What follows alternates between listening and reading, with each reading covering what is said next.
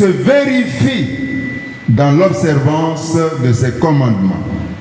L'amour pour le Christ n'est donc pas d'abord une affaire de sentiments délicieux qui nous donne une sensation de bien-être sentimental.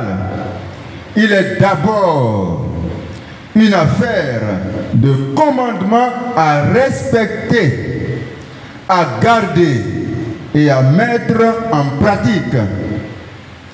Jésus y revient une autre fois dans le même discours.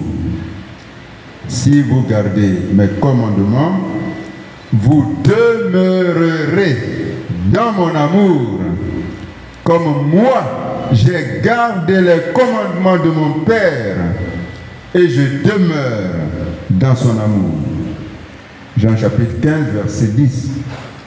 Jésus parle tantôt de ses commandements au pluriel, tantôt de son commandement au singulier, de sa parole, de ses paroles, pour exprimer la même réalité. N'ayez de dette envers personne, sauf celle de l'amour mutuel, car celui qui aime les autres a pleinement accompli la loi. La loi dit, tu ne commettras pas d'adultère, tu ne commettras pas de meurtre, tu ne commettras pas de vol, tu ne convoiteras pas. Ces commandements et tous les autres se résument dans cette parole. Tu aimeras ton prochain comme toi-même. L'amour ne fait rien de mal au prochain.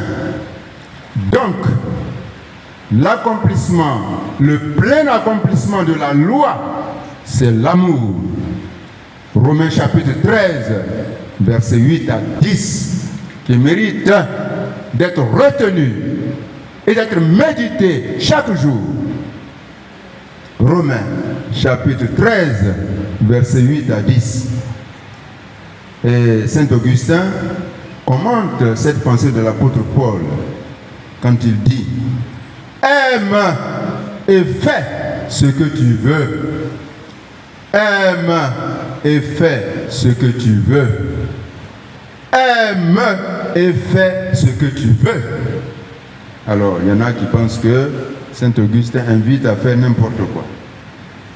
Saint Augustin savait plus que tout autre que dans l'amour se trouvent tous les commandements.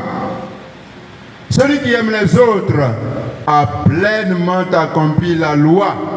Romains chapitre 13, verset 8. Et celui-là bénéficie par conséquent de l'amour du Père et du Fils et de la manifestation du Fils. Fermons nos cœurs à une église qui accepte que les individus s'enrichissent tout seuls contre les autres, en se servant parfois même des biens des autres et de tous.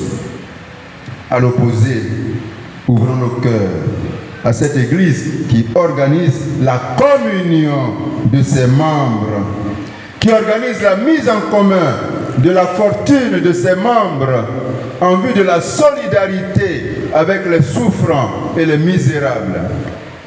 Ouvrons nos cœurs à une église qui refuse de s'accommoder du fait que certains de ses membres passent indifférents à côté de la misère des autres. Ouvrons nos cœurs à une église qui s'organise ardemment pour que les moyens mis ensemble servent au projet commun pour le service de tous. Ouvrons nos cœurs à une église au sein de laquelle personne n'est admis à s'enrichir tout seul, à plus forte raison contre les autres. Engageons-nous, chers frères et sœurs, à vivre la vision de cette église. Une église famille de Dieu à Abidjan, synodale, autonome, au service de tous. Une telle vision d'église n'est possible que grâce à l'amour pour le Christ, amour rendu visible dans le commandement d'amour de Dieu et du prochain. Soyons donc, avec Sainte Thérèse, l'amour au cœur de cette Église, un amour concret, visible, palpable, organisé. Amen.